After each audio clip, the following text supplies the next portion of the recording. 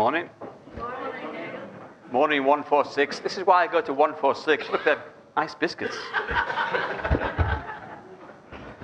And they serve coffee from the beginning. I know not all of you can see this, but behind me there's a small table with a number of things on it, which will become clearer as we go along.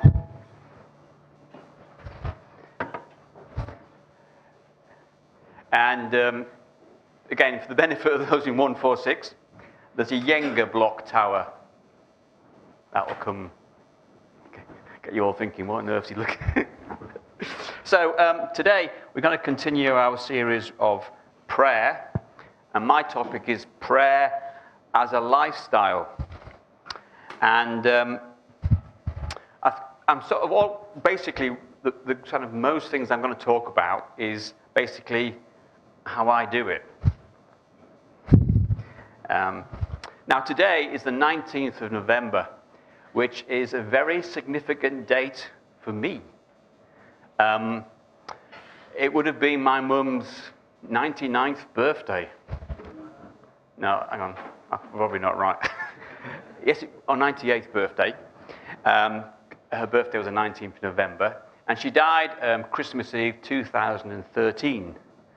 And then my dad carried on living, and he died on the 19th of November, about 11 months later. So 19th of November is a significant date to me. And I count it a privilege that actually I was there when they died. And it was interesting because I literally saw their last breath. In Genesis chapter 2, verse 7, it says, "And the Lord God formed the man from the dust of the ground. He breathed the breath of life into man's nostrils, and he became a living person." Now, the Hebrew word for breath is ruach.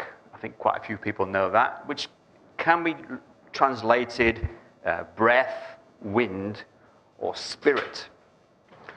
And in the book of James in the New Testament, chapter 2, verse 26, it says, "Just as the body is dead without the spirit," breath. And then Jesus, when he, after his resurrection, he was in a room with the disciples. John records, and with that, he breathed on them and said, "Receive the Holy Spirit." I mean, it was almost as if Jesus was reenacting what happened way back at the very beginning with Adam. Breathing, it comes naturally to us. You don't have to walk around thinking, right, I must breathe. And it only becomes an issue, really, when it becomes difficult or a challenge. Both my parents actually died of pneumonia, which was obviously a challenge to their breathing capacity. Now, as I mentioned before, and quite a few people know, I go swimming. And I'm one of those people that put their face into the water. And so I have to make sure I breathe. And so when I swim, I kind of do so many strokes, breathe, so many strokes, breathe. And occasionally I try and push myself. So I'll try and do a length with, say, only 2 or 3 breaths. You know, a bit of a challenge. And you get to that point in the pool where you can, with your goggles on, you can see the end, and you've had your last breath you're going to take, and you're thinking, gotta go, I'm going to do this. And you can almost feel that your body is kind of fighting you. You've got to breathe. No, I'm going to manage. You've got to breathe. No, I'm going to manage. I mean, you could say that breathing is a lifestyle. If you don't do it, you die. So, what about prayer? What if it could become like our breathing? If we don't breathe, we die. If we don't pray, I don't know. I'm leaving that open for you. So, the Jenga Tower. I presume lots of people have played this. Are you one of those people, when you're playing it, that deliberately try and move the blocks away from the bottom? You know, because at the bottom there's 3. Are you the sort of person who thinks, I'm going to try and move that one, and leave it standing on one, and it wobbles, so people haven't got a chance? See, you know, like any building, it needs a firm foundation. And I put it to you, prayer is a firm foundation. So what is prayer? I mean, we've been talking about it now for 4 or 5 weeks. What is it? I think at its simplest, it's a conversation. And what's involved in communication or conversation? Talking and listening. So, I'm going to explain a few things that I do in my life. And I want you to remember that I am, like you, a WIP, a work in progress. So I haven't got it sorted. So, if you're going to make a plan or an effort to put prayer into your life, like anything you want to do, it has to be intentional. It doesn't just sort of fall in your lap. I mean, I know lots of us have got hobbies and activities and skills. We've got kids at home, we've got to get them to do their homework. And it's just developing that realization that these things doesn't just happen. Prayer doesn't kind of go, you know, you don't just pray the prayer, make me a prayer, and bang, hey, presto, there I am. There is actually an exercise of the will and an effort. So, what resources do we have available? There's one, a huge one, because this book is filled with prayers. They're everywhere. And if ever you are struggling to know what to pray, find the prayers that people pray in the Bible. I mean, I just get lost in the Psalms. Not everyone enjoys the Psalms, because to me, there's so many verses in the Psalms that can literally be turned into prayers. And Exhibit A Minion book. During COVID, because we were all kind of confined to our homes, I don't know, I got this idea of writing down prayers. I was brought up in the kind of Anglican church, and they have lots of written prayers. And it's interesting, as life goes on, I start to appreciate some of those written prayers. For all of you who come to Sunday at 4, we have a written prayer which we read every week. And actually, I find it really helpful. Because sometimes you come to pray and you're thinking, what am I going to say? So to have a written prayer, which has a bit of thought behind it, helps. So in this book here, I have a written prayer for each, for my wife and for my 5 children, which will have to increase now because 2 of them have got married. And it's interesting that, I say they're 3 years old now, and every so often I go back to it and I'm thinking, is that still the prayer I want to pray for them? And it is. But I've noticed, particularly in this year, I've started, look, Post-its. I've started adding bits on, like for Daniel and Neill, need a new car. So, written prayers, sometimes it's good to write them down and have them there.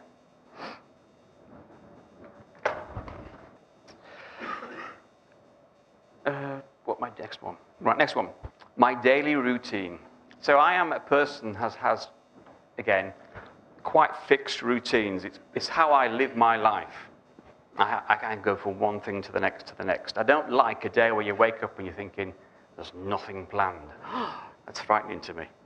So every morning I get up, go downstairs, make the cup of coffee, go back upstairs with my coffee, I drink it, and I read the Bible. Now, people sometimes call this a quiet time, a time with God.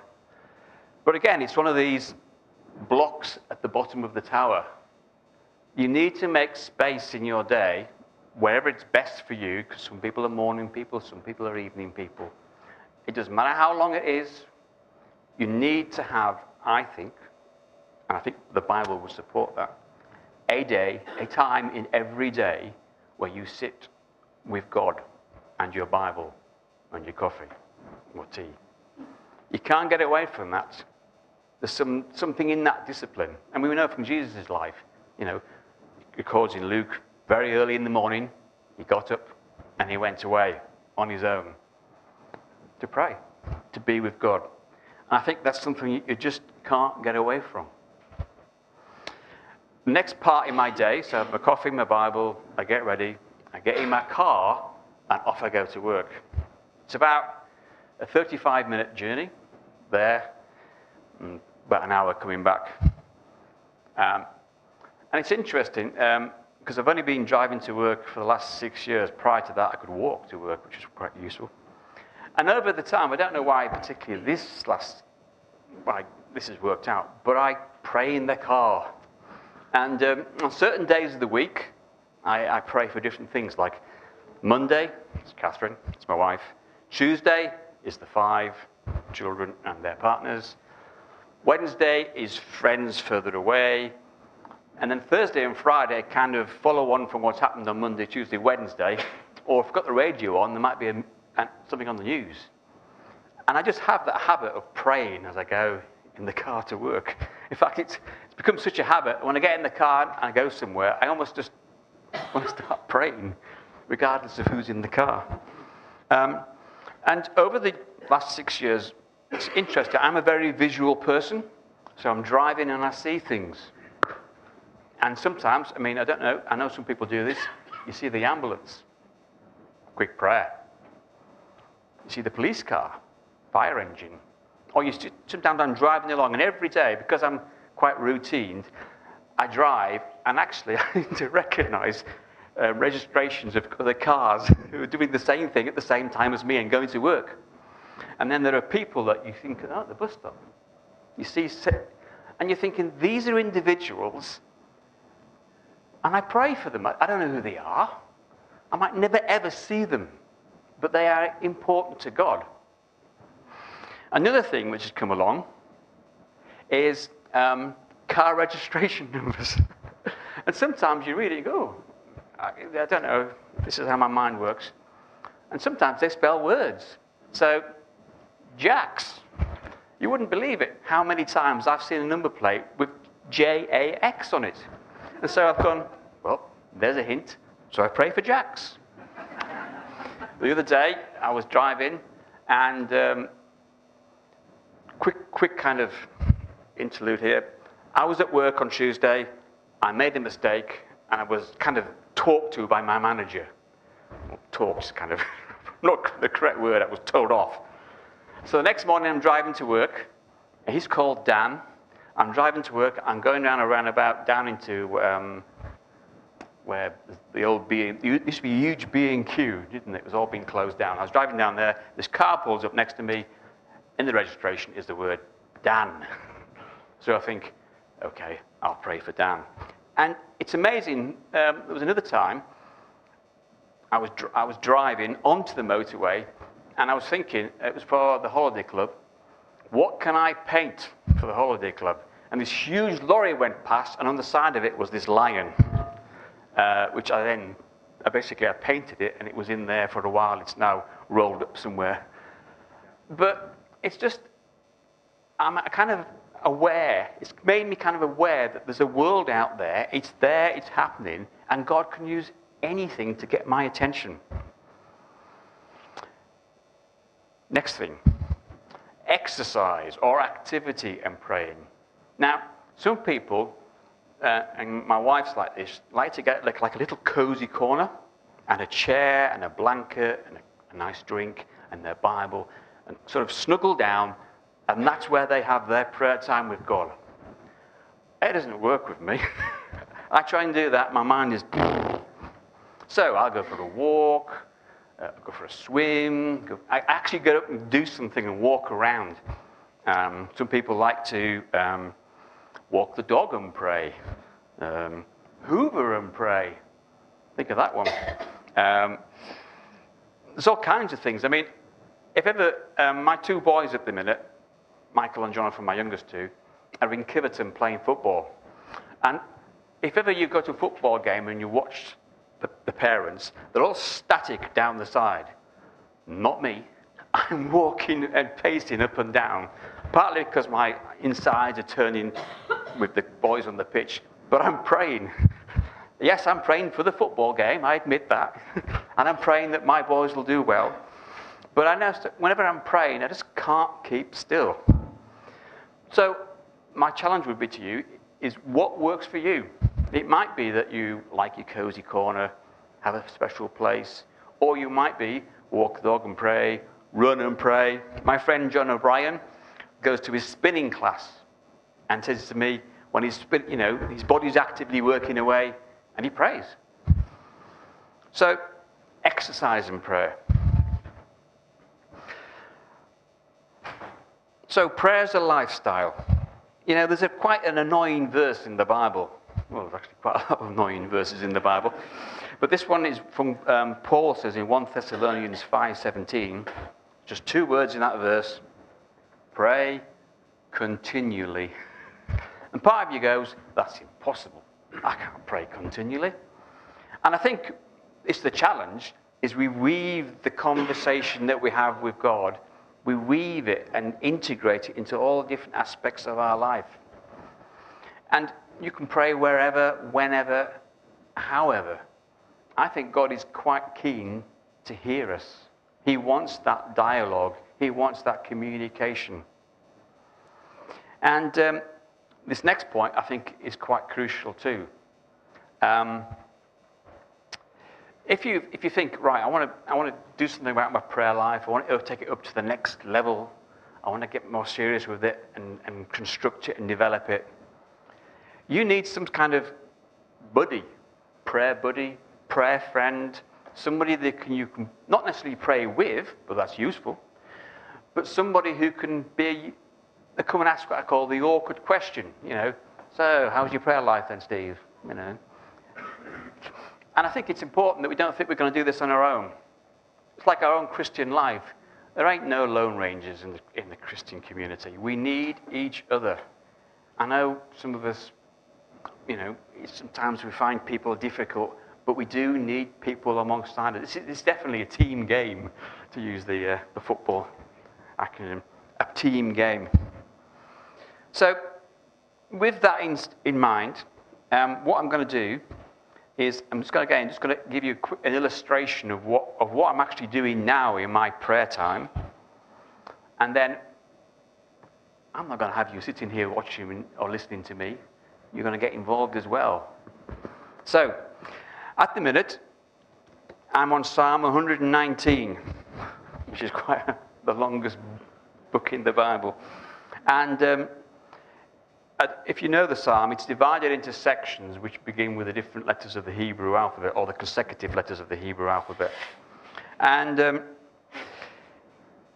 as I'm reading through it, I'm finding there are verses every so often that seem to kind of, I'll use this word, resonate with me. They kind of go, ooh, that's kind of something that seems to be quite important for me. So you can open it if you want to, but I don't have to. But verse 36 is one that's resonated recently with me.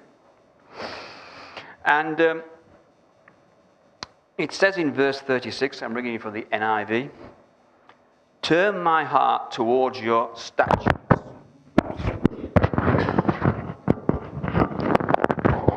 Let's give you a fright. Turn my heart towards your statutes, not towards selfish gain. Turn my eyes away from worthless things. Now, that's personal to me. That involves a few things in my own life which I'm thinking about.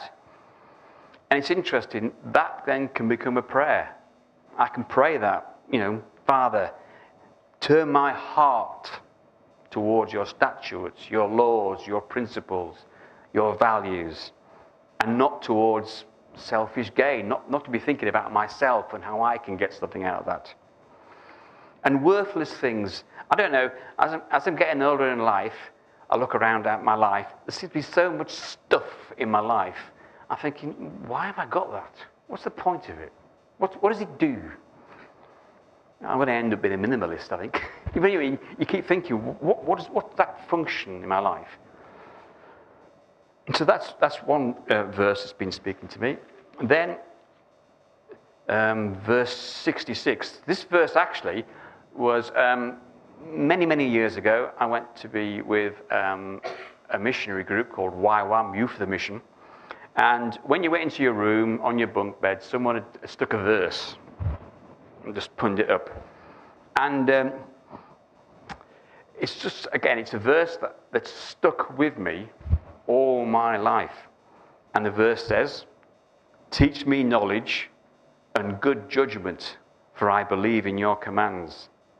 And I don't know about you, but knowledge and good judgment, I need it in every area of my life. Everything. There's so many things in my life where I'm thinking, I need to know about this. I need more information. I need more understanding. And I need good judgment to make wise decisions. So that verse really counts for me. And then this one, this is this week's hot off the press. Verse 125 in Psalm 119.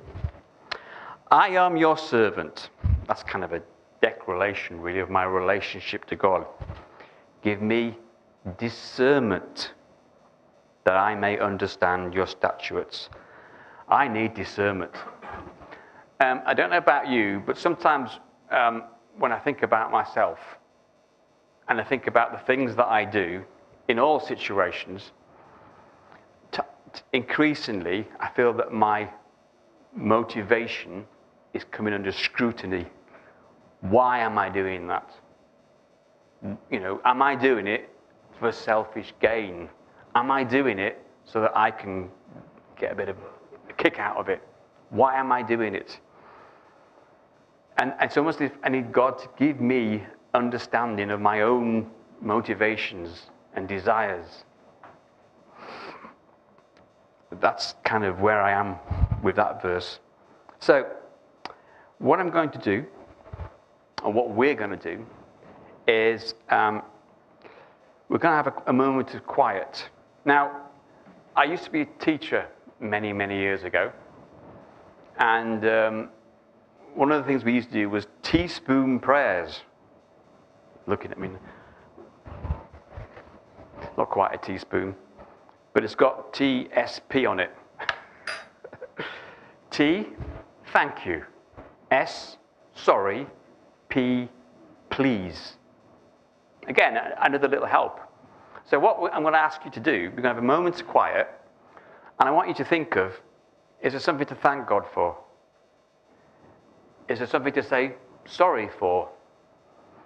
Is there something, please, a request? Okay? we're going to think for that, just for a moment, have that, and then in your own mind, just make a simple sentence out in your head. And then we're going to pray them. Now, we're going to pray them quietly in your own head.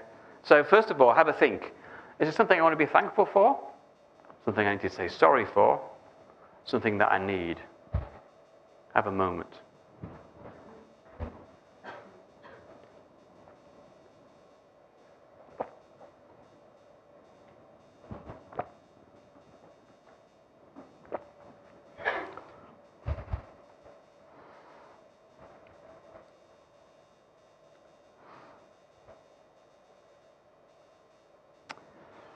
Okay, now quietly in your own heart, say that prayer.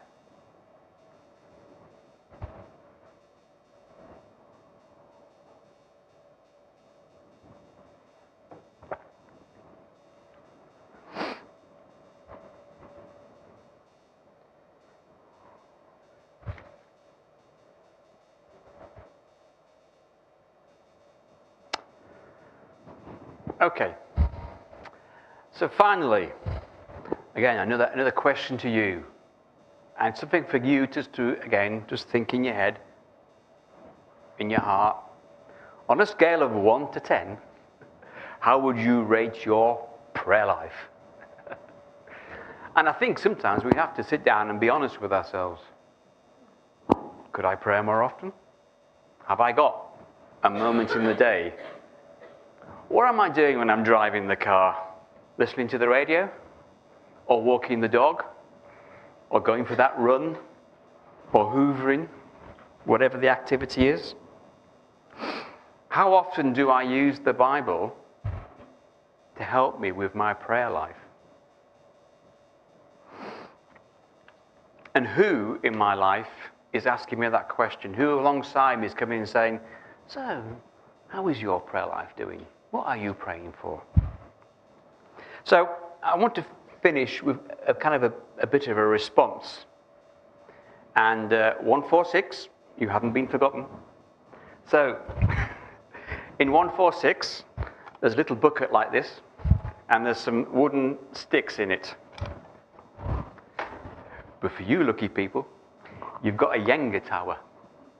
And what we're going to do is we're going to have a song, looking at Steve, a couple of songs, and in that time, if you think, yes, today I want to put like a pole in the ground, I want to make a determination, I want to make a decision, I'm going to take my prayer life up to the next level and weave it and integrate it more into my life.